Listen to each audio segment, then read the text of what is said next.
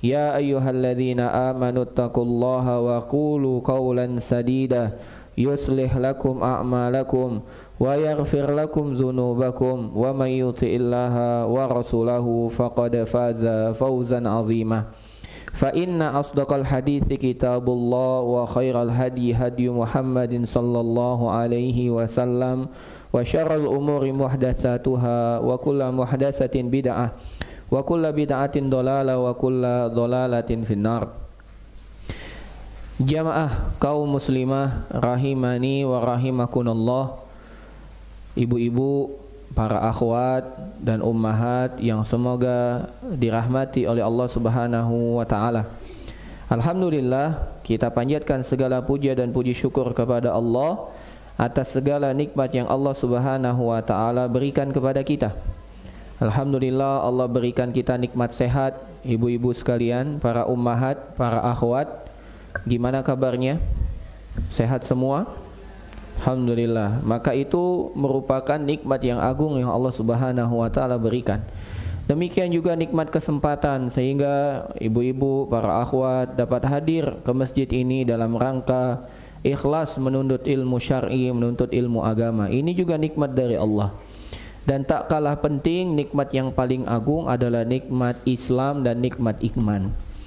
Alhamdulillah, Allah Subhanahu wa taala masih tetapkan kepada kita nikmat iman dan nikmat Islam tersebut sehingga kita masih menjadi seorang muslim, menjadi seorang mukmin. Maka mari kita bersyukur kepada Allah karena sifat syukur atau sifat dari nikmat. Apabila kita syukuri nikmat tersebut, maka nikmat tersebut akan senantiasa ada bersama kita, akan langgeng, ya, akan bahkan ditambah oleh Allah Subhanahu wa taala. Tapi kalau kita lupa daratan, jarang bersyukur, jarang melihat kepada nikmat yang Allah berikan kepada kita, selalu merasa kurang, maka Allah ancam akan nikmat itu hilang dari kita, bahkan ditukar dengan azab Allah Subhanahu wa taala. Nauzubillahi min zalik. Jamaah kaum muslimah rahimani wa rahimakumullah. InsyaAllah pada siang hari ini kita akan membahas sebuah pembahasan yang insyaAllah sangat dibutuhkan, yaitu tentang qada bulan atau qada puasa Ramadan. Qada puasa Ramadan. Yang dimaksud dengan qada puasa Ramadan di sini adalah qada puasa Ramadan bagi wanita, bagi akhwat. Karena sebagaimana yang telah kita ketahui, ibu-ibu sekalian, para akhwat, para ummahat, wanita itu spesial, berbeda dengan laki-laki. Allah Subhanahu wa taala berfirman di dalam surat Ali Imran, "Walaysa dzakaru kal unsa." Kata Allah Subhanahu wa taala, dan laki-laki itu berbeda dengan wanita. Wanita memiliki kekhususan, kespesialan yang itu menjadi kelebihan dia sejatinya. Dia kekurangan sekaligus sebagai kelebihan seorang wanita.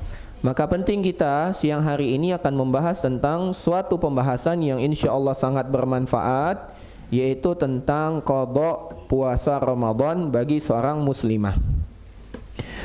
Para muslimah, akhwat dan ummahat rahimani wa rahimakumullah, kita masuk pada hadis ke-41 karena pembahasan kita ini berlanjut. Karena yang kita kaji adalah kajian kitab, ibu-ibu sekalian, para akhwat, para ummahat. Kita masih di dalam pembahasan kitab Umdatul Mar'ah Mi'atu Hadisin Muntaqatun min Ahadisil Mar'ah, yaitu pembahasan kitab Umdatul Mar'ah 100 hadis yang memuat tentang permasalahan seputar wanita, Taib, kita masuk ke hadis 41. Bagi yang punya kitabnya silakan melihat kepada kitab. Kata penulis hafizahullahu taala, an Aisyah radhiyallahu taala anha qalat, dari Aisyah ummul mukminin, istri Nabi Muhammad sallallahu alaihi wasallam, Aisyah bintu Abi Bakar, dia berkata Aisyah berkata, laqad kanat ihdana tuftiru fi ramadhana fama taqdiru ala an taqdiya hatta yadkhula sya'banu. Kata Aisyah ummul mukminin, sungguh salah seorang di antara kami, yaitu salah seorang di antara istri-istri Nabi Muhammad sallallahu alaihi wasallam, tuftiru fi Ramadan, itu batal puasanya di bulan Ramadan. Mungkin ada yang bertanya di antara kita, subhanallah, istri Nabi batal puasa, apa-apaan ini? Nah, kan gitu kan. Nggak, tenang dulu ibu-ibu, jangan langsung emosi ya, karena pasti ada sebabnya. Kenapa istri-istri Nabi atau di antara istri Nabi ada yang batal puasa di bulan Ramadan, ibu-ibu sekalian? Jawabannya karena istri Nabi itu sama seperti wanita biasa. Sebagaimana wanita biasa datang bulan haid, maka istri Nabi pun datang bulan haid. Maka ketika seorang wanita datang bulan atau haid, bolehkah dia berpuasa ibu-ibu akhwat? Tidak boleh. Maka sebagaimana wanita yang lain tidak boleh berpuasa saat dia datang bulan atau haid, begitu juga istri Nabi. Istri Nabi tidak berpuasa karena haid, karena datang bulan. Atau bisa jadi salah satu dari istri Nabi diajak oleh Nabi Muhammad SAW bersafar. Dan kita tahu semua bahwasanya salah satu keringanan yang diberikan oleh syariat bagi orang yang safar adalah boleh bagi seseorang yang safar untuk membatalkan puasa Ramadannya. Karena puasa itu merupakan kesulitan tersendiri, maka diringankan. Solat boleh kita pangkas menjadi 2, solat yang 4 kita qashar jadi 2. Begitu juga puasa, puasa boleh kita batalkan dan kita ganti di hari yang lain. Dan beberapa sebab yang lain yang kita tahu, yang mana seseorang boleh berbuka puasa. Maka istri Nabi Muhammad SAW sebagaimana wanita yang lain mengalami hal tersebut, mereka pun mengalami hal tersebut. Ya. Jadi istri Nabi pun manusia biasa. Bedanya mereka adalah wanita-wanita pilihan yang Allah pilih untuk menemani Nabi Muhammad SAW. Ya, bukan wanita sembarangan. Maka kata Aisyah Ummul Mukminin, maka sungguh salah seorang dari istri Nabi itu berbuka puasa di bulan Ramadan. Fama taqdiru ala an taqdiya. Namun kata Aisyah Ummul Mukminin, bahkan salah satu di antara kami tersebut tidak mampu membayar puasanya, tidak mampu mengqadha puasanya hatta yadkhula Sya'banu, sampai masuk bulan Sya'ban. Nah, ini tes dulu nih ibu-ibu. Siapa di antara ibu-ibu sekalian yang belum hafal bulan hijrah, bulan hijriah? Bulan 1 bulan apa, Bu? Ayo, nanti bulan 1 katanya Januari. Salah. Itu bukan bulan kita, itu bulan umat lain, umat Islam. Bulan 1 itu bulan apa, Bu? Bulan Muharram. Bulan 2 Februari. Bukan, apa? Safar. Apa, Bu? Safar. Bulan 3? Ayo, bulan 3 apa? Jumadal Ula. Jumadal Ula. Bukan Maret ya, Bu? Nanti kita bulan 3 pergi. Wah, bulan 3 apa? Maret. Bukan, Jumadal Ula. Dan ini memang sulit ibu-ibu sekalian, para ummahat, para akhwat, merubah yang mana di lisan kita sudah nempel. Kalau kita sebut bulan 3, bulan Maret. Hasbunallah wa ni'mal wakil. Semoga kita berniat ibu-ibu sekalian, kita ajarkan anak-anak kita mulai dari sekarang, kita bermujahadah, kita bersungguh-sungguh agar bagaimana menjadikan generasi selanjutnya ini ketika disebut bulan yang mereka hafal pertama kali adalah bulan hijrah. Bulan hijrah yaitu bulan Qamariyah. Bulan pertama Muharram, bulan kedua Safar, bulan ketiga Jumadal Ula. Bulan ketiga adalah Rabiul Awal. Bulan keempat Rabiul Akhir, bulan kelima adalah Jumadal Ula, bulan keenam Jumadal Akhirah, bulan keenam bulan sekarang. Bulan apa ini? Ini bulan 6, Bu. Juni, bukan. Bulan apa ini? Bulan Rajab. Ya.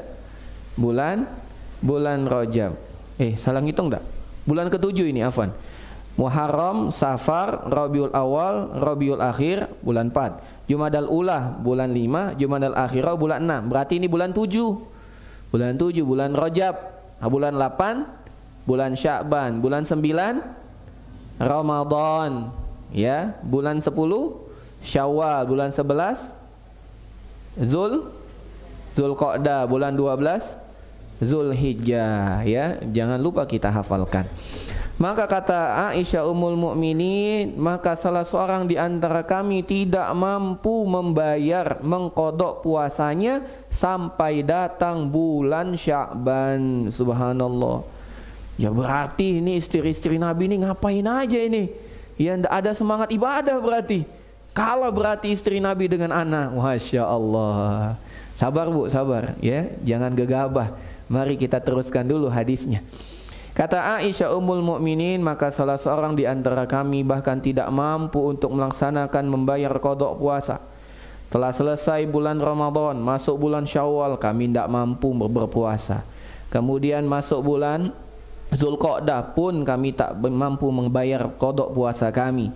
Masuk bulan Zulhijjah, Muharram, Safar, Rabiul Awal, Rabiul Akhir, Jumadal Ula, Jumadal Tsaniyah. Kemudian masuk bulan Rajab, kita belum mengqadha puasa. Andai pun mengqadha, belum selesai qadha'na. Maka kesempatan kami yang terakhir adalah di bulan Sya'ban. Nah, maka kata Aisyah Ummul Mukminin, wa ma kana Rasulullah sallallahu alaihi wasallam yasumu fi syahrin ma yasumu fi Sya'ban. Kata Aisyah Ummul Mukminin, dan sungguh Nabi Muhammad sallallahu alaihi wasallam tidak pernah berpuasa di satu bulan sebagaimana puasa beliau di bulan Sya'ban. Artinya apa? Nabi Muhammad SAW betul-betul bersungguh-sungguh berpuasa di bulan Sya'ban. Kana yasumu kullahu. Nabi SAW di bulan Sya'ban berpuasa di semua hari-harinya. Dari 1 Sya'ban sampai 30 atau 29 Sya'ban. Illa qalila. Adapun ya sedikit sekali beliau batal. Balkana yasumu kullaha, bakal Nabi itu berpuasa pas 30 hari bulan Sya'ban. Nah, maka kita tahu alasannya. Ini Aisyah kenapa tidak mampu berpuasa? Kenapa istri-istri lain tidak mampu berpuasa? Karena Nabi Muhammad SAW pun tak berpuasa. Maka mereka takut, ya, jangan sampai ketika mereka berpuasa, mereka tidak mampu melayani Nabi Muhammad SAW. Itulah spesialnya istri-istri Nabi Muhammad SAW. Mereka tahu yang dikenal dengan fiqhul aulawiyat. Mereka sangat memahami tentang fikih prioritas. Nah, ibu-ibu juga harus belajar fikih prioritas. Ya, kita semua harus belajar fikih prioritas agar kita tahu mana yang harus kita tunaikan terlebih dahulu, baru yang kemudian setelahnya. Jangan sampai kita tertipu, ya. Maka di sini kita tahu bahwasanya istri-istri Nabi Muhammad SAW sangat mengetahui fiqhul aulawiyat, fikih prioritas. Bagaimana mereka menahan diri mereka, bersabar sehingga mereka tidak melaksanakan qadha puasa Ramadan karena mereka khawatir Nabi SAW butuh dengan mereka. Maka mereka pun menunggu kapan Nabi SAW paling banyak berpuasa. Ternyata yang paling banyak Nabi berpuasa di bulan Sya'ban. Ini dalam satu sisi. Di sisi lain Nabi SAW sangat menyayangi istri-istrinya. Ya, bagi bapak-bapak yang mendengar kajian ini, bapak-bapak harus sayang kepada istri, harus diberi kesempatan. Lihat Nabi Muhammad SAW berpuasa di bulan Sya'ban. Hampir setiap hari Nabi berpuasa, bahkan 1 bulan full Nabi berpuasa. Kenapa alasannya? Alasan pertama karena bulan Sya'ban adalah bulan persiapan. Persiapan untuk apa? Persiapan untuk kita berpuasa di bulan Ramadan. Yang kedua, karena bulan Sya'ban adalah bulan terakhir sebelum Ramadan, maka Nabi memberikan kesempatan untuk istri-istrinya yang belum menunaikan ibadah puasa mengqadha puasanya untuk dapat berpuasa tanpa ada rasa berat bahwasanya takutnya kalau Nabi tidak berpuasa, Nabi butuh dengan dia di siang hari Ramadan, mereka tidak dapat memenuhi, ya, maka mereka pun tidak mau berpuasa. Karena begitu Nabi SAW pun berpuasa di Sya'ban untuk memberikan kesempatan kepada istri-istrinya membayar hutang puasanya yang belum sempat mereka bayar, ya. Masya Allah, ibu-ibu sekalian, rahimani wa rahimakumullah. Begitu indahnya romantika rumah tangga Nabi Muhammad SAW. Sang istri sama sekali tidak merasa tinggi dari suami. Sang istri selalu memperhatikan sang suami. Begitupun suami, ya bagaimana caranya dapat mendukung istri. Ini merupakan potret rumah tangga yang ideal, potret rumah tangga yang harus kita contoh. Tidak perlu kita mencontoh bagaimana rumah tangga orang-orang kafir, karena rumah tangga orang kafir itu tidak dibangun di atas iman. Maka yang harus kita contoh adalah romantika dan romantisme yang dibangun oleh Nabi Muhammad SAW dengan istri-istrinya. Ya, ibu-ibu sekalian, kesetiaan itu bukan satu lawan satu, bukan. Setia itu satu dengan 11 pun bisa setia.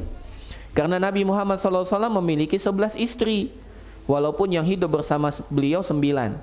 Ya, 2 diantaranya meninggal. Yang pertama adalah Khadijah bintu Khuwailid, ya, itu meninggal sebelum beliau berpoligami. Kemudian yang selanjutnya adalah Zainab bintu Khuzaimah. Beliau juga meninggal baru beberapa bulan menikah dengan Nabi, ya 6 bulan atau 1 tahun setelah menikah dengan Nabi beliau pun meninggal dunia. Maka yang hidup bersama Nabi itu ada 9 istrinya, mulai dari Saudah bintu Khuzaimah, Saudah bintu Zam'ah, sampai kepada yang terakhir, ya, yang dinikahi oleh Nabi Muhammad SAW, Juwairiyah, atau yang terakhir, ya, yang ke-11 atau yang ke-9 dari istri Nabi. Maka kita tahu tidak ada pertentangan antara jumlah istri Nabi. Ada yang mengatakan istri Nabi 9, betul. Ada yang mengatakan istri Nabi 11, betul. Kalau dilihat dari jumlah total istri Nabi 11. Kalau dilihat dari total istri Nabi yang hidup bersama beliau secara poligami 9. Iya, ada 9, ya. Wallahu a'lam bishawab. Ini hadis yang ke-41. Maka mari kita ambil beberapa faedah hadis ini. Yang pertama, pelajaran dari hadis ini. Ibu-ibu sekalian, faedah pertama, bolehnya bagi wanita untuk mengakhirkan qada puasanya sampai bulan Sya'ban. Boleh membayar puasa Ramadan sampai bulan Sya'ban. Boleh. Terutama kalau kita memiliki, ya, tantangan-tantangan sebagaimana istri Nabi Muhammad SAW.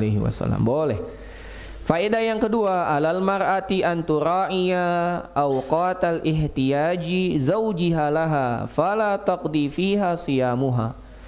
Yang kedua, faedah yang kedua, hendaklah bagi seorang wanita memperhatikan waktu-waktu yang suaminya butuh kepadanya.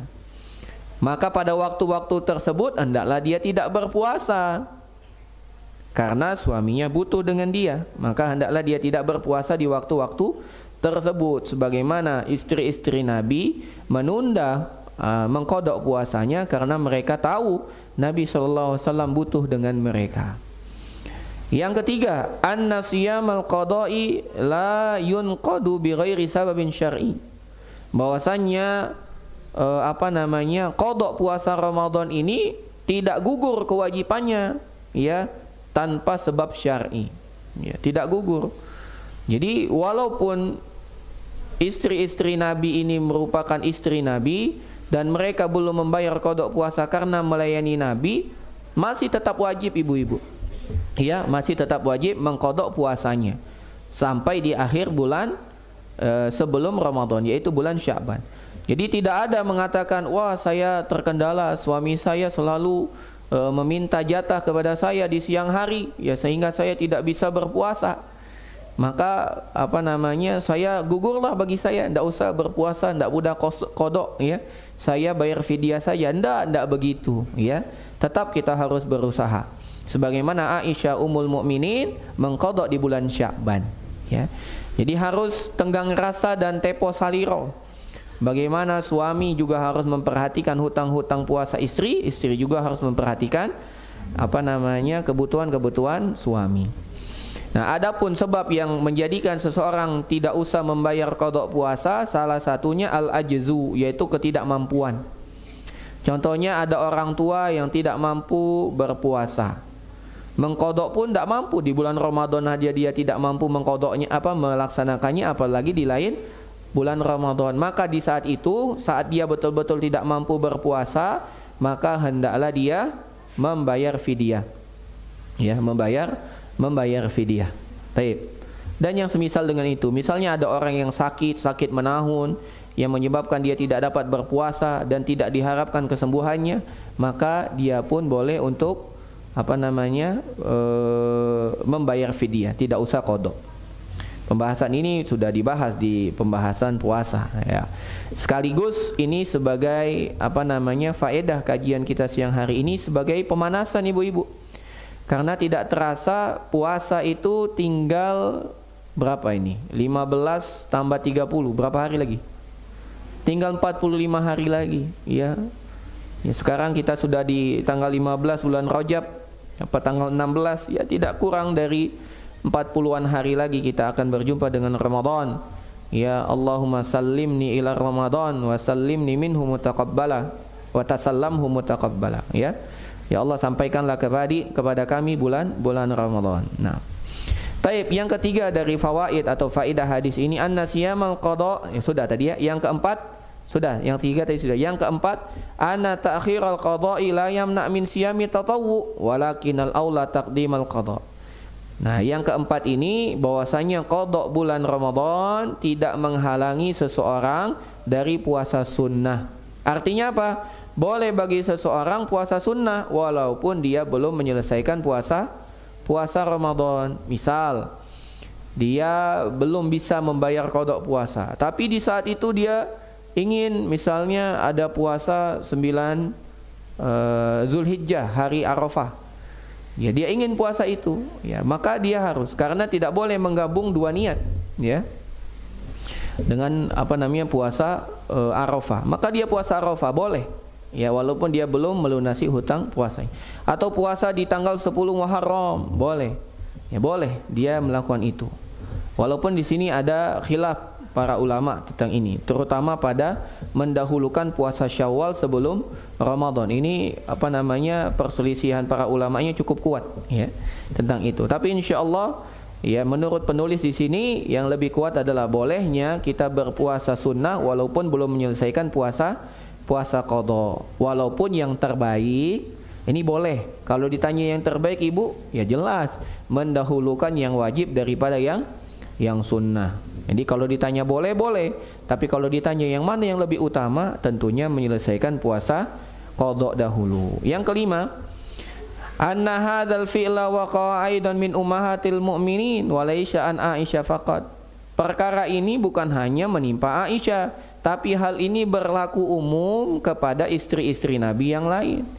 Kalau tidak khusus pada Aisyah dan tidak juga khusus bagi istri-istri yang lain, maka kita mengetahui bahwasanya perkara ini juga umum untuk semua wanita-wanita kaum muslimin. Yang keenam, anna ri'ayataz zauji muqaddamatun ala fi'lin nawafilil ibadat. Bahwasanya memperhatikan kemudian memenuhi kebutuhan suami lebih didahulukan dari perbuatan-perbuatan yang sunnah. Ya, lihat, qada puasa ini kan hukumnya wajib, tapi wajibnya ada dua ibu. Ya, perkara wajib itu ada dua. Istilah yang pertama adalah wajib muwassa. Dia wajib tapi waktunya longgar. Seperti qada puasa ini, kita memiliki 11 bulan kesempatan untuk mengqada puasa. Maka tidak apa-apa kita mengakhirkan sampai bulan Sya'ban, apalagi kepentingan untuk mengurus suami, boleh. Maka dikenal dengan wajib al-muwassa. Yang kedua, wajib mudayya. Ya, wajib mudayya yaitu wajib yang sempit. Ya. Contohnya apa? Salat. Misal kita salat zuhur. Ya, batasan salat zuhur ini begitu matahari tergelincir sampai nanti bayangan sesuatu 2 kali lipat dari bentuk aslinya, yaitu datangnya waktu asar. Maka tidak boleh kita menunda-nunda sampai masuk waktu asar, karena waktu sholat ini mudayya, yaitu sempit. Apalagi sholat maghrib, tidak bisa kita ya, tidak bisa kita seperti itu. Maka tolong dibedakan. Ada hal-hal yang wajib yang harus segera dilaksanakan, ada perkara wajib yang bisa kita tunda untuk kepentingan kewajiban yang lain. Memenuhi kebutuhan suami itu wajib, lebih didahulukan karena dia mudayya. Ya, karena kebutuhan suami itu mendesak, ya, mendesak. Kita akan bacakan hadis-hadis yang terkait tentang kebutuhan suami yang mendesak. Ya. Yang ketujuh, faedah yang ketujuh, anna haqqaz zauji min huquqil azimati fil Islam. Bahwasanya hak seorang suami itu betul-betul merupakan hak yang begitu agung dalam Islam, yang harus betul-betul diperhatikan oleh seorang wanita, oleh seorang istri. Tidak boleh disepelekan, ya, tidak boleh disepelekan. Ya, kita katakan misalnya, ya, suami kita pengen kita berada bersama dia, kemudian nantilah, ya, capek aku, ya. Tidak boleh, ya. Harus kita penuhi, harus kita penuhi. Karena itu merupakan hak yang begitu besar. Dalam sebuah hadis Nabi Muhammad SAW, kalau seandainya di dalam diri seorang suami itu terdapat luka yang penuh dengan darah dan nanah, kemudian ada seorang istri mengobatinya dengan cara menjilati semua luka tersebut, maka sungguh dia belum dapat memenuhi hak-hak seorang suami, belum mampu. Siapa di antara kita yang mampu untuk membersihkan luka-luka suami kita yang penuh dengan darah dan nanah, dengan lidahnya, dengan mulutnya? Mungkin tidak ada yang sanggup. Kita sudah jijik dahulu. Ya, walaupun kita bilang saya cinta kepada suami, saya cinta kepada suami, ya, cinta kita tidak sampai begitu, ya. Itu pun andai ada wanita yang melakukannya, dia belum memenuhi hak seorang suami. Bahkan Nabi SAW dalam suatu dalil atau dalam suatu hadis pernah mengatakan, lau kuntu amiran li ahadin an yusjuda li ahadin la amartul mar'ata an tasjuda li ba'liha aw li zawjiha. Kalau seandainya aku diizinkan oleh Allah untuk memerintahkan manusia sujud kepada manusia, pasti aku perintahkan wanita untuk sujud kepada suaminya, ya. Ini menunjukkan bahwasanya istri itu betul-betul yang memiliki tanggung jawab yang besar kepada suami. Kalau istri memiliki kewajiban yang begitu besar kepada suami, maka suami pun jauh lebih besar kewajibannya untuk mengurus istri. Kewajiban suami lebih besar lagi, ibu-ibu sekalian. Ya, kalau ibu-ibu sekalian itu tidak dihisap apabila suami melakukan pelanggaran, enggak, karena itu bukan tanggung jawab ibu. Ya. Kalau seandainya suami tidak mencari nafkah, ibu tidak usah mencari nafkah pun tidak dosa. Yang dosa itu suami, ibu tidak nanggung dosanya. Tapi kalau sampai ibu melakukan, ya, ibu-ibu sekalian, sampai melakukan perbuatan yang haram, kemudian suami membiarkan, dosanya juga kena kepada suami. Ya. Makanya ketika seorang ayah mengatakan kepada calon menantunya dan mengatakan, aku nikahkan engkau dengan anak gadisku Fulan bin Fulan dengan mas kawin sekian dan sekian, kemudian sang suami mengatakan, aku terima nikahnya Fulana bin Fulan dengan mas kawin sekian dibayar tunai, dan kata dua orang saksi mengatakan sah, maka di saat itu juga kewajiban dari seorang ayah berpindah kepada seorang suami. Di detik itu juga kewajiban berbakti kepada orang tua berpindah menjadi kewajiban berbakti kepada seorang suami, ya.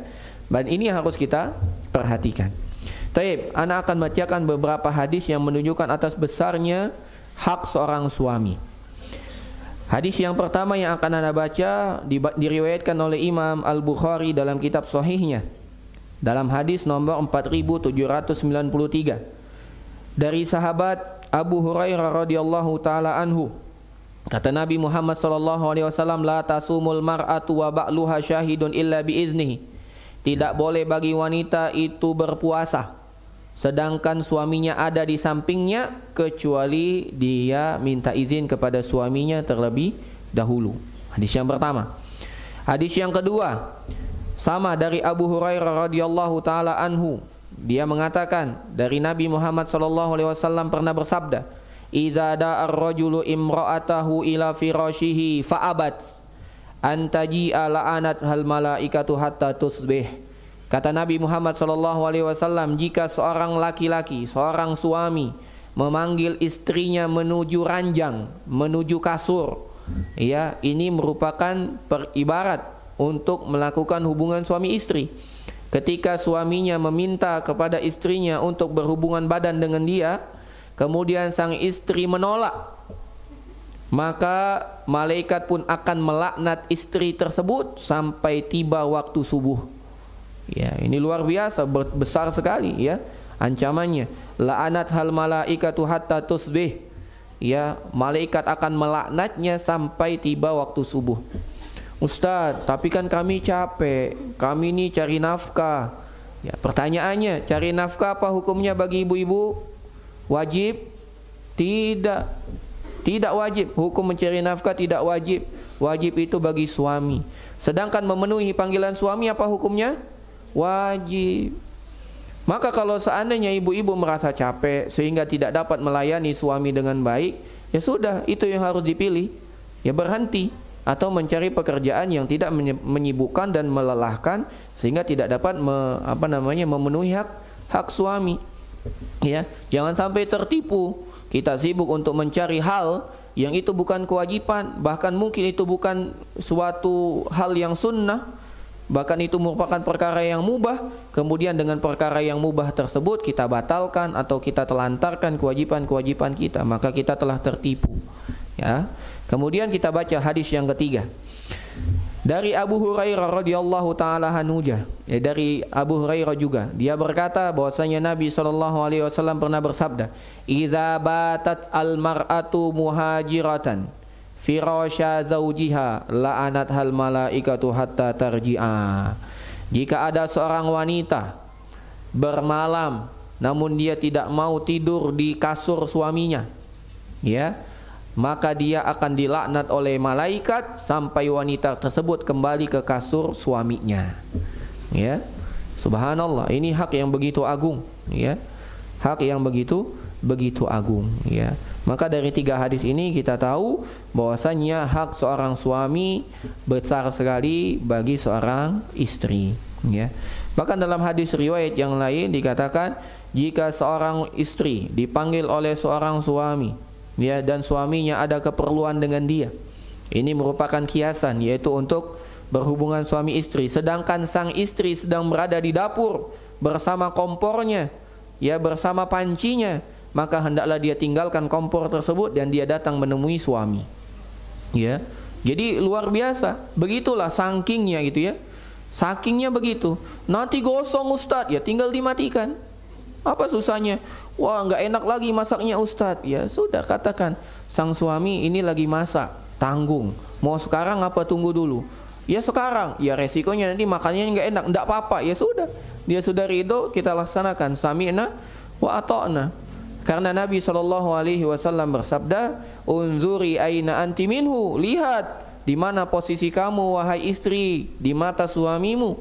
Fa innahu jannatuki au naruki, karena sejatinya suami itu merupakan surga atau nerakamu, ya.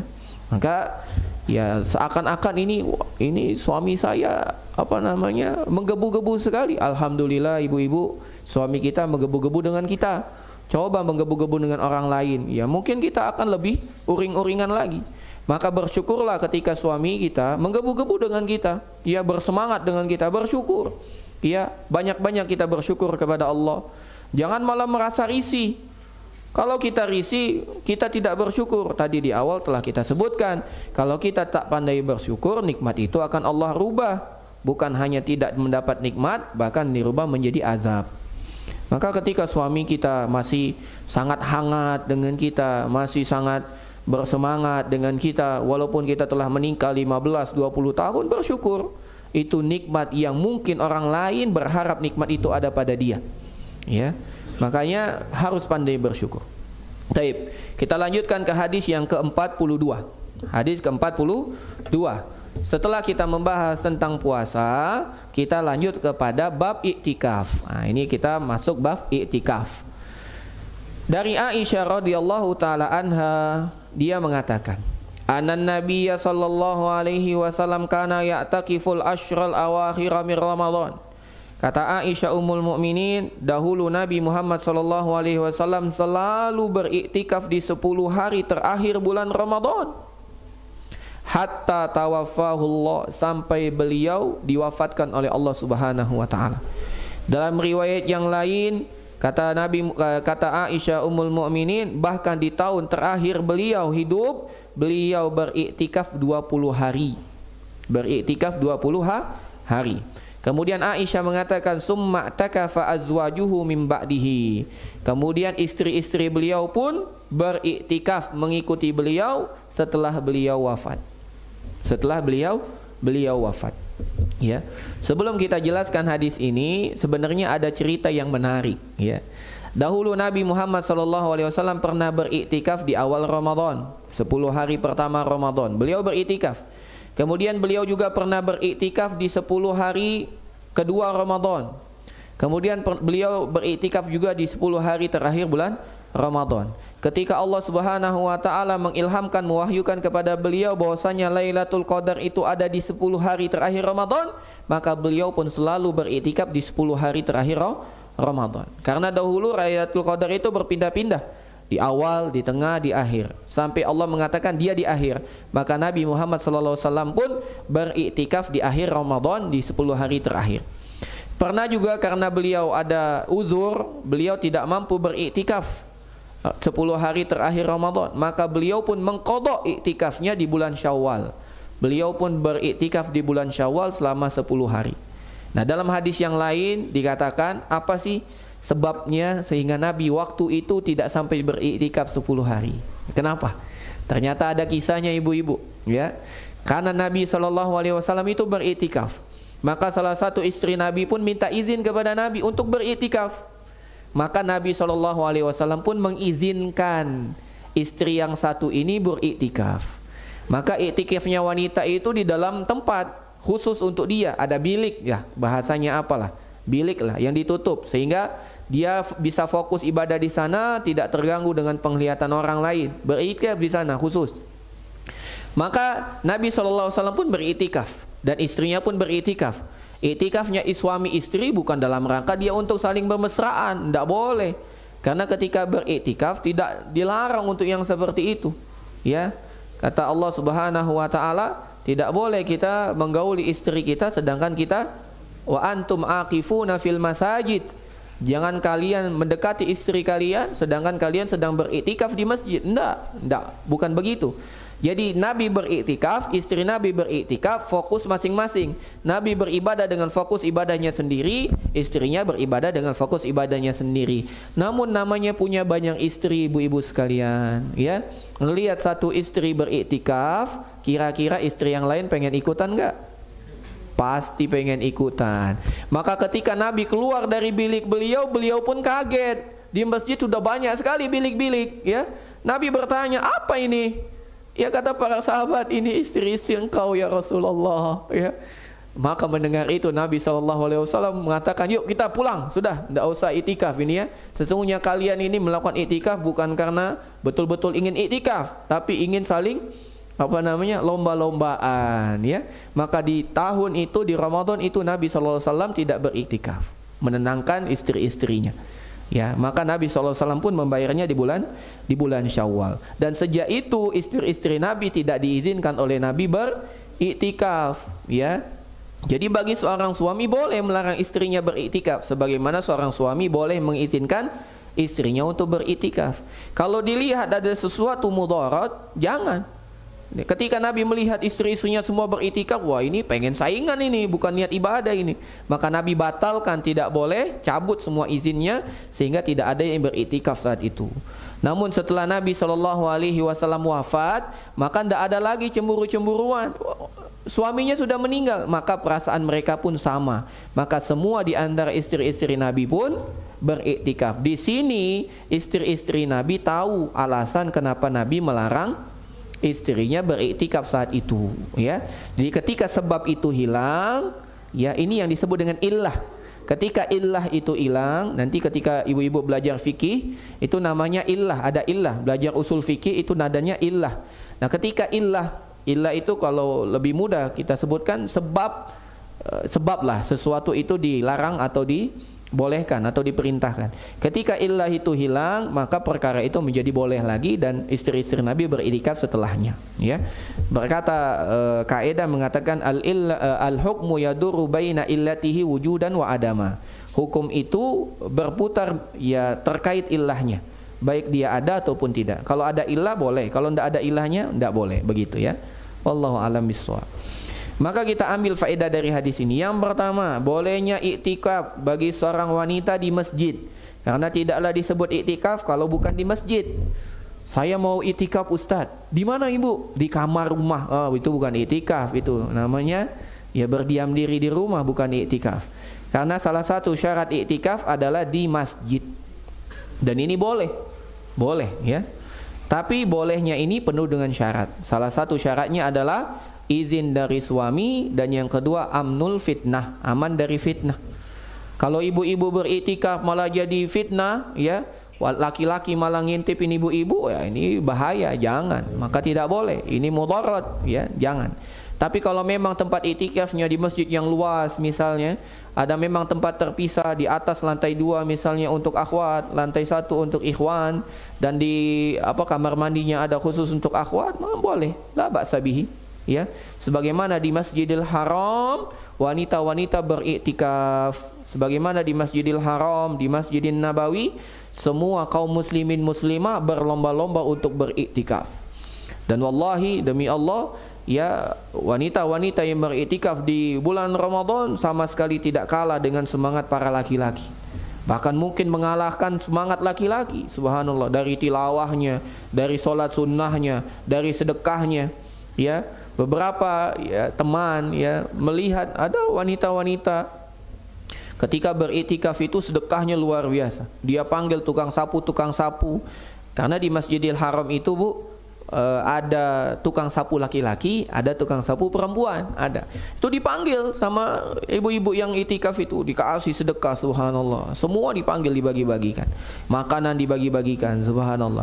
Jadi tidak ada sama sekali perbedaan antara ikhwan dan akhwat. Cuman bedanya akhwat ini spesial, maka syarat iktikafnya pun jadi lebih banyak. Dan ibu-ibu sekalian, kami anjurkan, niatkan, Bu, untuk dapat beriktikaf di Masjidil Haram atau di Masjidin Nabawi. Niatkan. Nanti Allah yang akan wujudkan. Yang penting kita jujur, kapan waktunya serahkan kepada Allah. Yang penting kita niat, ya Allah, aku ingin sekali iktikaf di Masjidil Haram. Bila perlu doanya jangan tanggung-tanggung, setiap tahun, setiap akhir Ramadan, ya, begitu. Ya, karena iktikaf merupakan amalan yang agung, apalagi kalau sampai iktikafnya di Masjidil Haram. Karena ada salah satu hadis menunjukkan iktikaf itu hanya pada 3 masjid, Masjidil Haram, Masjidin Nabawi, Masjidil Aqsa. Namun riwayat ini tidak menghususkan bahwasanya hanya 3 masjid. Namun hadis ini menunjukkan atas keutamaan. Kalau kita mampu beriktikaf di 3 masjid ini, maka itu merupakan sebuah anugerah yang agung yang Allah berikan. Lebih agung, lebih besar daripada kita mendapatkan tanah 5 hektar. Ya, kesempatan kita untuk dapat iktikaf di Masjidil Haram atau di Masjidin Nabawi atau di Masjidil Aqsa, itu merupakan kesempatan yang jauh lebih berharga dari nilai apapun. Ya. Maka ada juga ya teman juga yang mengisahkan dia pernah bertemu dengan seseorang. Ya, waktu itu iktikaf di Masjidil Haram, ketemu, ngobrol-ngobrol. Ternyata dia dari Afrika. Ngobrol, dia katakan, kerjaan saya setiap tahun 1 bulan full saya di Masjidil Haram. Jadi dia dari 12 bulan yang dia punya, 1 bulan dia kosongkan khusus untuk di Masjidil Haram. Jadi dia beriktikaf dari tanggal 1 Ramadan sampai 30 Ramadan. Ya. Maka teman saya di sini bingung kan, ini orang kerja apa? Ya, cakep banget ini tiap bulan, tiap tahun dia iktikaf 1 bulan full di Masjidil Haram. Ya, cerita-cerita ternyata dia adalah eksportir, ya, importir BMW ke Afrika. Di semua BMW masuk ke Afrika itu melalui dia. Jadi itu namanya ni'mal malus soleh lirajulis soleh. Sebaik-baik harta yang bagus yang dimiliki oleh laki-laki yang soleh. Kita berharap walaupun ya harta kita sedikit, kita berharap harta kita dapat bermanfaat untuk akhirat kita, ibu-ibu sekalian, ya. Jadi jangan sedih dengan sedikitnya harta, namun bersedihlah banyaknya harta namun tak bermanfaat untuk akhirat. Jangan sedih dengan sedikitnya harta, namun bersedihlah dengan banyaknya harta namun tidak dapat mendekatkan kita kepada rahmat dan kasih sayang Allah Subhanahu wa taala. Faedah yang kedua, al-i'tikafu minal qurubat allati taqdumuhal mar'atu fi Ramadan. I'tikaf merupakan salah satu amal ibadah, salah satu taqarrub kepada Allah Subhanahu wa taala yang dapat dilaksanakan oleh wanita di bulan Ramadan. Pertanyaannya, memang iktikaf itu hanya di bulan Ramadan? Jawabannya tidak. Namun iktikaf menjadi sangat dianjurkan ketika di bulan Ramadan. Kenapa? Karena di bulan Ramadan adalah bulan yang penuh dengan keberkahan. Bahkan di akhir Ramadan terdapat malam yang lebih baik daripada seribu bulan. Faedah yang ketiga, annal maqsuda bil i'tikafi huna huwa ma kana wifqa hadyin nabi. Yang dimaksud pada iktikaf ini adalah iktikaf yang sesuai dengan petunjuk Nabi. Wa huwa i'tikafu layalil ashr kamilah, yaitu iktikaf di 10 hari terakhir Ramadan secara sempurna. Ya. Fahuwa afdal, dan itu merupakan yang paling utama. Mimma yaf'aluhu yani al-ba'd yaum minal julusi ba'da tarawih ila al-fajr summa ya'udu ila baitihi. Dan ini merupakan yang lebih afdal ketimbang apa yang dilakukan oleh sebagian orang yang hanya beriktikaf dari sholat tarawih sampai selesai sholat subuh, ya. Walaupun dia mendapatkan ganjaran pahala iktikaf, karena makna iktikaf itu berdiamnya seseorang di masjid dengan niat ibadah walaupun hanya sekejap mata, itu disebut dengan iktikaf. Namun iktikaf yang sesuai dengan petunjuk Nabi 10 hari full terakhir Ramadan. Ya, maka hendaklah kita betul-betul berusaha, ya, untuk beriktikaf 10 hari full Ramadan itu. Tapi kalau kita tidak bisa, sebagaimana firman Allah Subhanahu wa taala, fattaqullaha mastata'tum. Bertakwalah kepada Allah semaksimal yang kamu bisa. Maksimal itu kita baru bisa mengatakan maksimal kalau kita sudah upayakan. Jangan belumlah dicoba kita, oh ini maksimal saya. Enggak, dicoba dulu. Ya, dicoba dulu. Wallahu alam bissawab. Ini beberapa faedah dari hadis ke-42. Kita lanjut ke hadis ke-43. 43. 43. Dari Abi Hurairah radhiyallahu taala anhu, dia berkata bahwasanya Nabi Muhammad sallallahu alaihi wasallam pernah bersabda, la yahillu lil mar'ati an tasuma wa zawjuha syahidun illa bi idznih. Kata Abu Hurairah, kata Nabi Muhammad sallallahu alaihi wasallam, beliau bersabda, tidak halal bagi seorang wanita berpuasa sedangkan suaminya ada di sisinya kecuali atas izin suaminya. Tidak halal bagi seorang wanita untuk berpuasa sedangkan suaminya ada di sisinya kecuali setelah mendapat izin dari suaminya. Wala ta'zana fi baitihi illa bi izni. Tidak boleh dia memasukkan seseorang ke rumahnya kecuali atas izin suaminya. Ibu, wala ta'zana fi baitihi, tidak boleh kita memasukkan seseorang ke rumah suami kita illa biiznihi, kecuali atas izin suami kita. Ya. Termasuk itu kurir, termasuk itu tukang ojek, enggak boleh, ya. Enggak boleh. Ya, kalau memang dia ngantar barang di luar cukup. Jangan sampai kita ngantar barang, yuk silakan masuk dulu, minum dulu, ngeteh dulu. Nauzubillah. Ini tidak boleh, tidak halal, ya. Kemudian kata Nabi Muhammad SAW, wa ma anfaqat min nafaqatin an ghairi amrihi fa innahu yu'adda ila syatruhu. Dan tidaklah seorang wanita, ya, memberikan sedekah. Tidaklah seorang wanita memberikan sedekah dari harta suaminya tanpa perintah dari suaminya, melainkan dia harus mengembalikan setengah dari yang telah ia infakkan itu, yang ia sedekahkan itu kepada suaminya. Tidaklah seorang wanita memberikan sedekah dari harta suaminya, bukan harta dia ya Bu, harta suaminya, maka kecuali dia harus mengembalikan setengah dari sedekah yang dia telah keluarkan tersebut, ya. Ini pembahasan dari hadis ke-43. Kata Nabi Muhammad SAW, tidak halal bagi seorang wanita berpuasa sedangkan suaminya ada di sisinya kecuali dengan izinnya. Yang kedua, tidak boleh bagi seorang wanita memasukkan seseorang di rumah suaminya kecuali atas izin suaminya. Yang ketiga, tidaklah seorang wanita memberikan sedekah dari harta suaminya tanpa perintah dari suaminya kecuali dia harus mengembalikan setengah dari apa yang telah ia sedekahkan tersebut. Naam. Ada beberapa faedah hadis ini. Yang pertama, anna haqqaz zauji min a'zamil huquqi 'alal mar'ati ba'da haqqillah. Yang pertama, hak seorang suami merupakan hak yang paling agung setelah hak Allah Subhanahu wa taala. Jadi kalau laki-laki nih Bu, ya, kalau saya atau suami-suami Ibu, yang paling besar tanggung jawabnya adalah kepada Allah.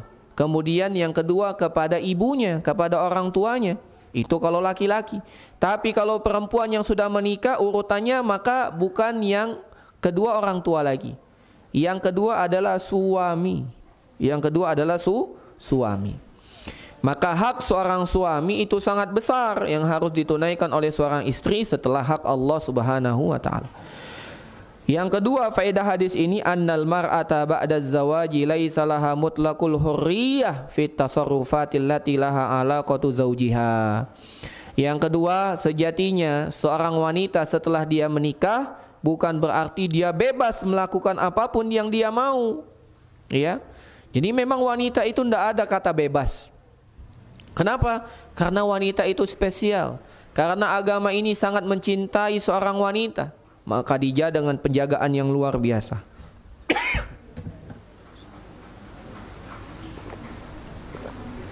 Sebelum seorang wanita menikah, maka dia tidak bebas. Dia menjadi tanggung jawab walinya. Dalam hal ini bapaknya.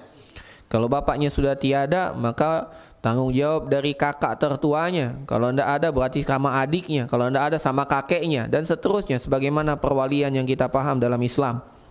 Ya, atau sama pamannya dan seterusnya. Setelah dia menikah itu menjadi tanggung jawab suaminya. Jadi wanita itu tidak ada bebas. Tidak ada bebas namanya wanita itu. Ya, mau dia pergi, mau dia belajar, mau dia kemana-mana, tidak bebas. Dia harus izin kepada walinya atau kepada suaminya kalau dia sudah menikah. Ya, tidak ada sebagaimana pemahaman orang kafir. Ya, wanita-wanita kafir itu setelah 17 tahun ibu-ibu bebas dia. Dia mau nikah, dia mau tidak nikah, dia mau punya anak sebelum nikah, bebas dia. Ya, bahkan lebih mengerikan lagi, bapaknya tidak dipanggil lagi bapak setelah 17 tahun. Kalau bapaknya namanya boy, dipanggil boy. Ya, itulah adab orang barat, orang kafir. Ya, kalau barat muslim, alhamdulillah, ini barat kafir. Ya, non muslim. Maka ini jangan dicontoh. Kebanyakan ya para pemudi-pemudi kita ini karena gaya hidup, karena tersebarnya media sosial sekarang, kiblat mereka mengacunya kepada kesana. Ya, memang sekarang kita tidak mengkonsumsi TV, tapi yang kita konsumsi HP. Lebih ngiri lagi, kalau TV satu rumah itu biasanya cuma satu, ya kan? Kalau seandainya mau nonton bareng, misalnya, kalaupun ada TV, seorang orang tua dapat mengatur, enggak, apa ini nonton apa namanya Justin Bieber, matikan, sudah selesai. Tapi sekarang Bu, coba tanya di rumah, berapa jumlah HP? Semua orang ada, bahkan satu orang bisa punya 2 atau 3. Ya, ada Android, ada Apple apa Apple? Ada Apple, ya. Kemudian ada melon, ya ada jeruk, ya banyak. Ada HP Android, ada HP iPhone, kemudian ada HP kentang katanya. HP kentang itu HP lama kan, begitu. Jadi banyak, ya satu orang itu. Kalau seandainya ibunya mengatakan sudahlah nonton TV, matikan TV, masuk dia ke kamar nonton TV dia. Bahkan lebih dari TV, live streaming, dia bisa langsung nonton konsernya siapa. Apa namanya Lee Min Ho, Lee Min Ha, Lee Min Hee, ya kan dia bisa nonton, ya. Jadi lebih bahaya. Nah, dengan mereka banyak mengkonsumsi seperti ini, ibu-ibu sekalian, dan ini ana juga kabarkan, yang main game online itu bukan anak laki-laki, anak perempuan pun Bu main game online. Jangan dikira anak laki-laki saja yang main Mobile Legend, Firefox, apa namanya? Fair Fire, FF, ya, OKOC apa? OCOC, ya. Kalau OKOC itu merek ini, merek air, ya. Dan yang selanjutnya apalagi? Apa? OCOC, ya. OCOC apa? Ya pokoknya itulah. Itu jangan dikira. Karena sekarang wanita-wanita main game itu tujuannya nyari teman laki-laki, ya. Nyari pacar dia, Bu, lagi main game itu. Ya, karena di main game itu ada chattingnya. Nah, ibu tahu enggak? Ya, saya enggak tahu, cuma dikasih tahu. Ya, ini kenapa? Anak pribadi bingung. Kok ada anak perempuan mainnya Mobile Legend?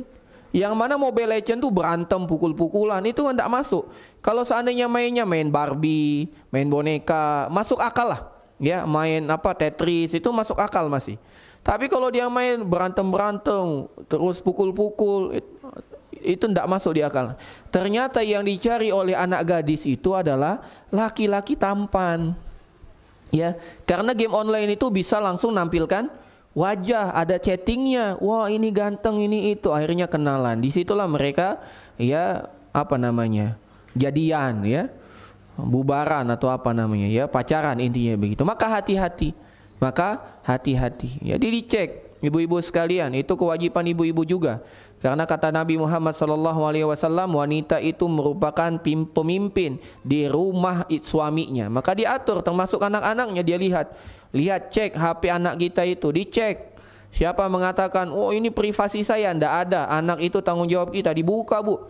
Ya ndak apa-apa dikunci HP-nya, tapi pasportnya dikasih tahu ke ibu, dibuka, dicek.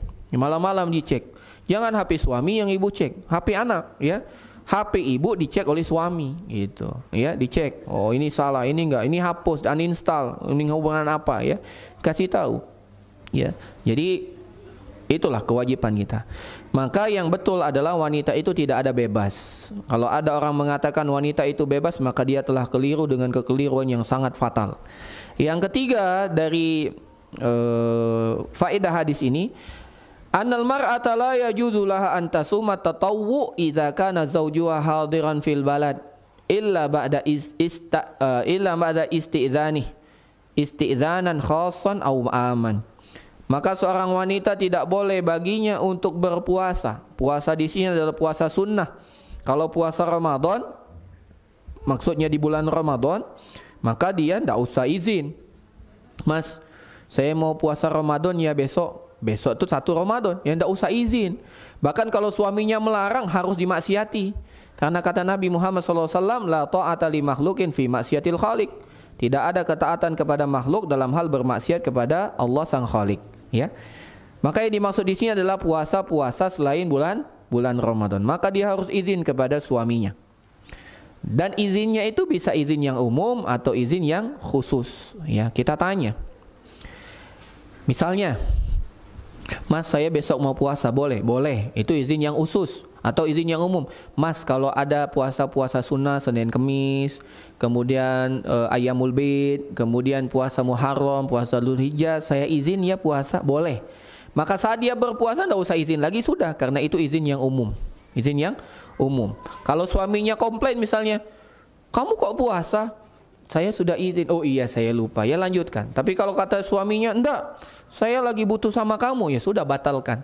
Ya, boleh membatalkan puasa sunnah kalau memang itu diminta oleh suami kita. Sebagaimana kita laki-laki boleh membatalkan puasa kalau seandainya tamu kita tidak mau menyantap hidangan kita yang kita suguhkan, kecuali kita makan di sana. Boleh. Nah, yang keempat, annal mar'ata la tudkhilu baitaha man la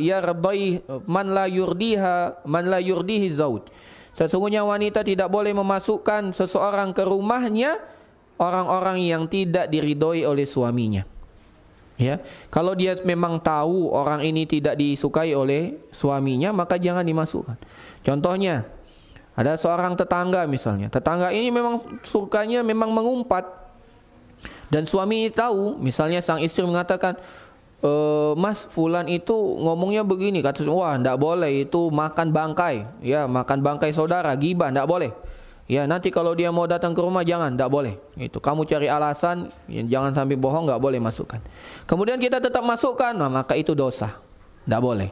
Yang pertama, memang jelas orangnya yang memang dilarang oleh suami. Yang kedua, orangnya tidak jelas. Orang suami kita belum tahu, maka hukum asalnya dilarang kita memasukkan orang tersebut ke dalam rumah. Contohnya orang asing, ya, contohnya orang asing tidak boleh kita masukkan ke dalam rumah. Nah, yang kelima, anna amwalal baiti minat ta'ami wa ghairihi hiya milkun lizauj. madama huwal qa'im bin nafaqah.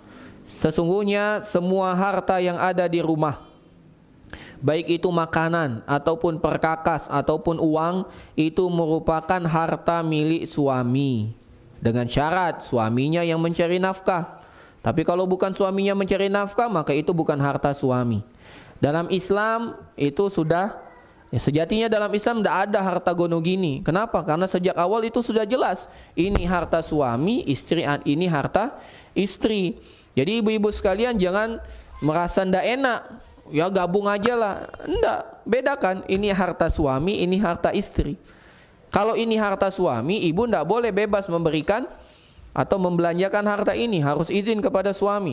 Tapi kalau itu harta ibu, maka tidak izin pun boleh. Tapi hendaklah seorang istri tetap izin, ya, tetap izin. Jadi dari mana seorang istri dapat uang, dapat materi? Kan dia di rumah saja, tidak bekerja banyak. Pertama, dapat warisan. Tidak usah kerja, dapat warisan, ya. Itulah bedanya. Kenapa? Ini rahasia, saya kasih tahu ya Bu ya. Tapi rahasianya boleh dikasih tahu ke yang lain, sehingga tidak jadi rahasia lagi. Itu kenapa dalam syariat Islam, laki-laki dapat 2 bagian, istri dapat 1 bagian dalam pembagian waris. Laki-laki dapat 2 bagian, wanita dapat 1 bagian dalam pembagian waris. Kenapa? Karena kalau harta suami itu dibelanjakan untuk dirinya, untuk istrinya, untuk anaknya. Sedangkan harta wanita itu murni untuk dirinya sendiri. Tidak wajib bagi dia kasih suami, tidak wajib bagi dia kasih anak. Itu murni milik dia. Murni milik dia. Jadi adil enggak? Adil sekali. Bayangkan kalau seandainya wanita dan laki-laki sama-sama dapat 2 bagian. Tidak adil pasti itu. Kenapa? Karena sang istri atau sang wanita itu untuk dirinya sendiri. Sedangkan yang laki-laki untuk anaknya, untuk orang tuanya, untuk istrinya, habis. Ya gitu. Jadi ini merupakan hikmah. Maka dari sini kita tahu orang-orang yang menyeru kepada emansipasi wanita, yang dikenal dengan kaum feminisme, itu adalah orang-orang yang tidak paham dengan syariat Islam. Ya, kalau seandainya dia tahu dengan syariat Islam, maka dia tidak akan mengatakan feminisme. Dia akan mengangkat dengan nama Islam. Ya, karena Islam itu merupakan syariat yang paling adil bagi perempuan. Yang keenam, anaz-zaujata ma'muratun bihifzi amwalil bait wa adamu tasarruf bima law kana wa adamu tasarruf biha walau kana bi at-tasadduq illa bi izni zauj. Sejatinya seorang istri itu diamanahi untuk menjaga harta yang ada di dalam rumah suami. Itu amanahnya. Maka dia tidak boleh membelanjakan harta tersebut kecuali atas izin suami. Sampai itu perkara sedekah. Ya, sampai itu perkara sedekah. Tidak boleh kecuali atas izin suami. Namun izin suami ini dapat diambil baik secara umum atau khusus. Contohnya kita mengatakan kepada suami kita, "Mas, kalau ada kelebihan uang belanja atau sebagiannya saya bagi ya untuk wakaf di masjid." Kata, "Oh boleh, silakan. Kalau ada lebih silakan. Lebihnya buat kamu. Kamu silakan mau ngasih apa aja." Boleh, alhamdulillah boleh. Ya, maka anak dapat cerita juga. Ada seorang istri dikasih uang belanja sama suami misalnya 3 juta. Di akhir bulan dikasih lagi sama suaminya, "Mas, ini 3 jutanya tidak berubah." "Loh kok bisa?" "Saya kan masak, ternyata tetangga suka dengan masakan saya, dia pesen catering, maka 3 jutanya Mas saya puter. Ya saya masak sekalian buat jualan. Nah ini 3 jutanya tetap utuh, Mas dapat makan tiap hari, makan enak." Maka usaha yang paling enak bagi wanita itu memang usaha catering, untungnya double ya. Maka bagi wanita itu dikembalikan uang sisa itu, ya. Kalau suaminya mengatakan, "Ndak, ambil aja buat kamu," maka diambil.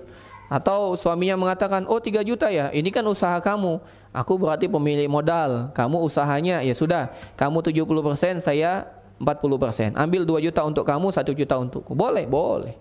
Karena itu sejatinya harta milik suami. Nah, kemudian yang ketujuh, antasaddaqal mar'atu min amwalil bait hasbal urfi min ghairi iznil jaidun syar'an. Dan boleh juga bagi seorang wanita menginfakkan harta atau bersedekah dengan harta suaminya yang memang perkara itu sudah dikenal secara umum. Ya misalnya ada orang minta datang ke rumah minta makanan dikasih. Ya memang adat dikatakan memang dikasih, ya sudah tidak apa-apa dikasih. Atau orang meninggal misalnya kita bantu ngirimin beras, ngirimin uang, tidak apa-apa kita kasih tanpa izin pun kepada suami. Suami pasti tahu itulah adat yang berlaku, ya. Walakin, tapi ada walakinnya. Akan tetapi laha nisful ajri was thawabu wan nisul ajri was thawab wan nisful ahar li zaujiha. Tapi laki-laki tetap dapat setengah dari apa yang dilakukan. Jadi bagi dua. Pahala yang didapat dari sedekah itu suami dapat setengah, istri dapat setengah. Walaupun yang berinfak si istri. Karena sejatinya itu uang suaminya. Nah, wallahu a'lam bishawab. Kemudian hadis yang terakhir ya yang mungkin kita baca pada hari ini tentang jihad, jihad. Dari Aisyah Ummul Mukminin, semoga Allah meridhoinya, beliau pernah mengatakan, annaha qalat, bahwasanya Aisyah pernah bertanya kepada Nabi Muhammad sallallahu alaihi wasallam, "Ya Rasulullah, wahai Rasulullah, naral jihada afdalul a'mali. Naral jihada afdalul amali. Afala nujahidu?" Ya Rasulullah, kami memandang bahwasanya amalan yang paling utama itu adalah jihad. Bolehkah kami berjihad? Ini Aisyah. Kata Aisyah, ya Rasulullah, kami melihat bahwasanya amalan yang paling mulia adalah jihad. Boleh enggak kami berjihad? Subhanallah, ya.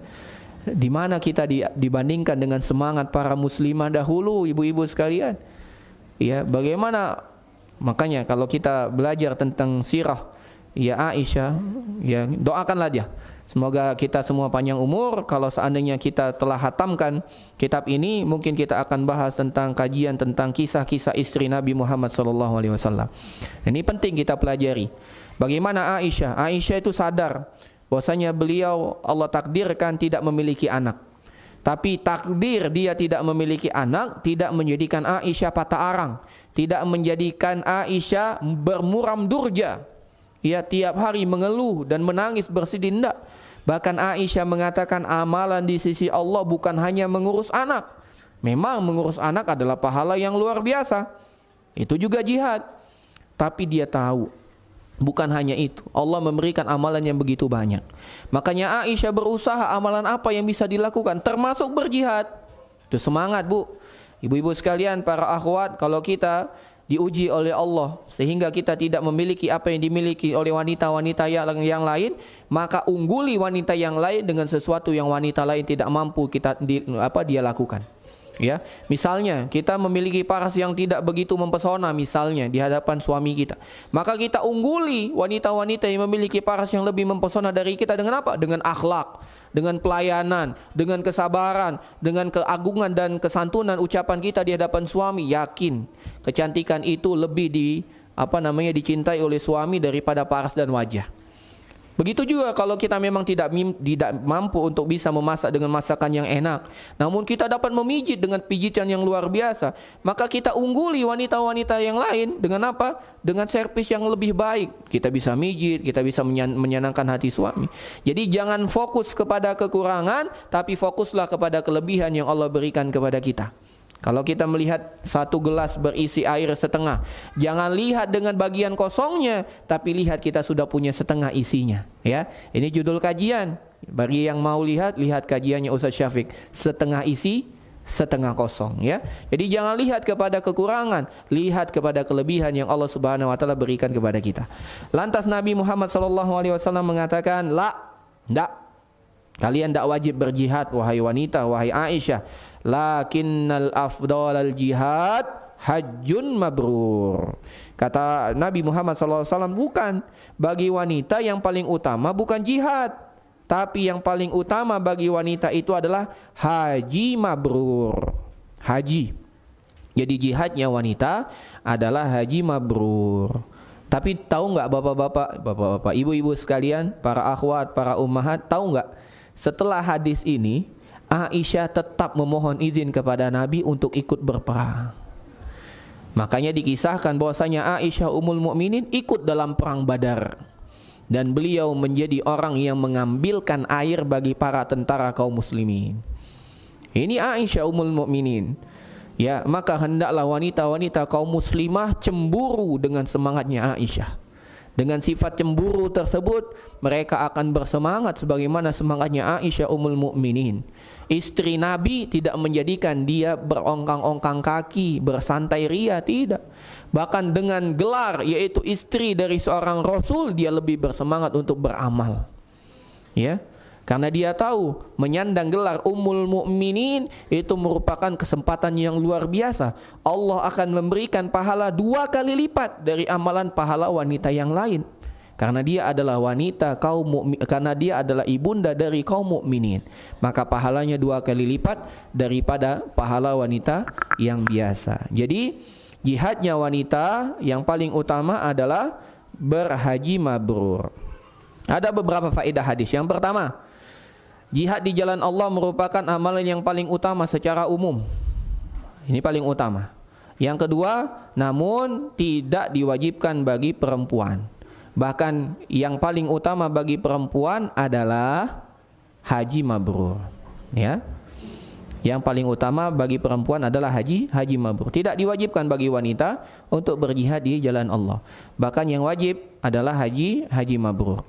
Yang keempat, yang ketiga, annal hajja ya'khudhu sifatal jihad. Bahwasanya haji bagi wanita itu sama sebetulnya dengan jihad. Kenapa? Karena jihad itu harus berkorban 3. Pertama, berkorban dengan perasaan. Ya, perasaan ini harus meninggalkan anak istri. Yang pertama perasaan. Yang kedua, harus berkorban dengan harta. Karena zaman dahulu mau berjihad harus modal harta. Harus punya pedang, harus punya panah, harus punya tundangan. Kalau tidak punya harus ada yang mendonaturi. Kalau tidak ada tidak bisa berperang. Yang ketiga adalah dengan fisik. Ya, makanya ada seorang sahabat dilarang untuk berperang karena belum cukup umur. Dianggap bahwasanya dia tidak mampu fisiknya. Maka ada seorang sahabat, ya, umurnya sama dengan sahabat yang lain, tapi dari segi postur lebih besar sahabat yang ini. Maka sahabat yang ini walaupun belum cukup umur diizinkan oleh Nabi. Lantas sahabat yang satu lagi yang badannya lebih kecil melihat sahabat yang lain yang umurnya sama dengan dia tapi diizinkan, komplain kepada Nabi. Ya Rasulullah, kenapa engkau izinkan dia? Aku tidak. Sejatinya aku dapat mengalihkan orang itu. Subhanallah. Bergulat, Bu. Ini semangat. Gimana kita menjadikan pemuda-pemuda kita semangat untuk membela agama Allah. Bukan semangat untuk beliau aja. Enggak. Coba kita lihat pendidikan kita. Ini yang kita sayangkan. Siapa yang mau mewakili sekolah ikut lomba, diem semua. Ini salah, harusnya semua ngangkat tangan. Sampai gurunya bingung siapa yang harus dipilih. Kalau begitu kita undi, kan harusnya begitu. Sekarang siapa yang bisa, semua diam. Kenapa? Karena apabila dia ngangkat tangan, teman-temannya mencemooh, oh sok pinter, sok ini. Ini pendidikan yang salah. Ya, makanya dahulu para sahabat semua berlomba-lomba untuk dapat kebaikan. Ada orang yang umurnya sama tapi badannya lebih besar, diizinkan Nabi untuk berperang, dikatakan aku bisa mengalahkan dia. Kata Nabi, buktikan. Maka dia pun bergulat, ternyata dapat menjatuhkan orang yang lebih besar itu. Akhirnya dua-duanya diizinkan oleh Nabi berjihad. Subhanallah. Ini didikan dari ibunda-ibundanya, Bu. Ibu semua yang dapat mendidik seperti ini. Maka ibu-ibu sekalian, para akhwat, para ummahat, tanamkan keimanan pada diri anak-anak kita. Jangan takut, la yakhafuna laumata laim. Tanamkan kepada mereka jangan takut celaan orang yang mencela. Sejatinya orang yang mencela itu tanda dia tidak bisa. Ya, sebagaimana yang nempel di lisan kita, apa, Bu? Sirik tanda tak mampu. Itu kan nempel di lisan kita. Sirik tanda tak mampu. Sirik di sini bukan ya musyrik, bukan ya, sirik itu artinya iri. Iri tanda tak mampu. Naam. Kemudian faedah selanjutnya, jadi jihad juga sama. Jihad itu berkorban perasaan. Ya, ibu-ibu harus berkorban perasaan. Ninggalkan anak itu bukan yang mudah. Ya, apalagi baru melahirkan harus subhanallah. Ini tantangan luar biasa.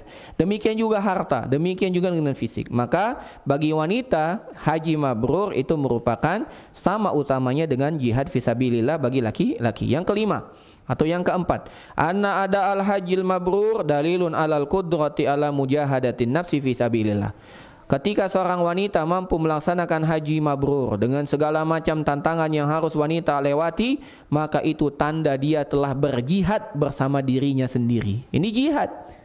Ketika seorang wanita mampu melaksanakan haji mabrur dengan semua tantangan yang dia miliki, karena wanita, ibu-ibu sekalian wanita, kita bicara tentang wanita, maka itu tanda dia telah mampu berjihad melawan dirinya sendiri. Dia menang, maka dia mendapatkan keutamaan jihad. Yang terakhir, bagaimana seorang ummul mukminin, istrinya kaum mukminin, ibundanya kaum mukminin, istrinya Nabi Muhammad SAW, begitu semangat mencari amalan-amalan yang utama. Padahal logika kita, suaminya di surga, kira-kira istrinya masuk surga enggak? Ini Nabi, masuk surga. Ya, karena Aisyah ummul mukminin adalah orang yang taat kepada Allah Subhanahu wa taala, maka insya Allah masuk surga. Namun dengan itu dia tidak mencukupkan diri dengan sudahlah, aneh kan sudah istri Nabi nih, santai-santai. Enggak, bahkan mencari ibu-ibu sekalian amalan yang paling utama. Inilah beberapa faedah hadis yang dapat kita ambil dari hadis ketiga atau 44.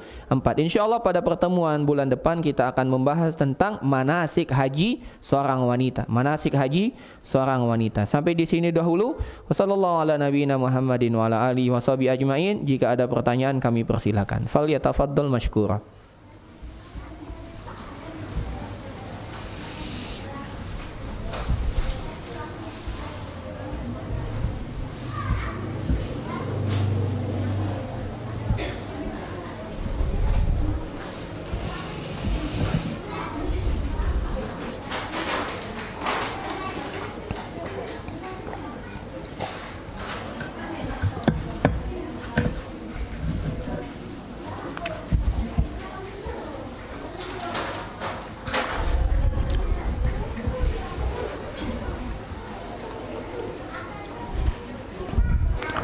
Silakan. Mau langsung pakai kertas, tafadhol.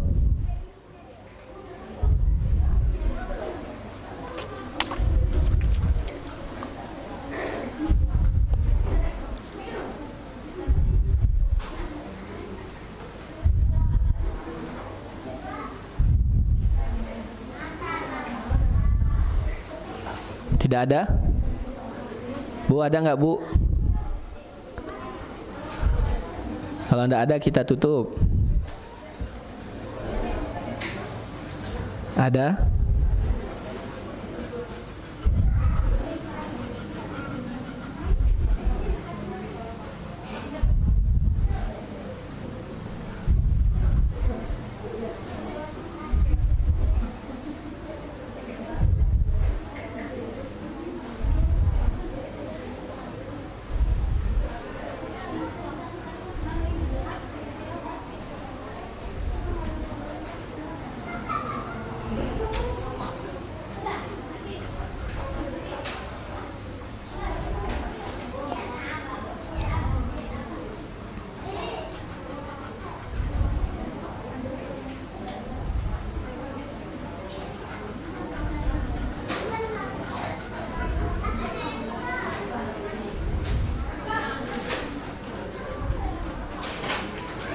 Baik, tidak ada? Kalau tidak ada kita cukupkan. Tidak ada ya, Bu? Halo? Assalamualaikum.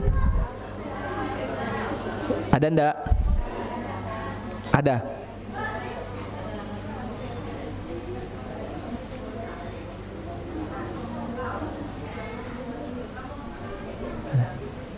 Taib, kalau tidak ada kita cukupkan. Subhanakallahumma wa bihamdika asyhadu an la ilaha illa anta astaghfiruka wa atubu ilaik. Assalamualaikum warahmatullahi wabarakatuh.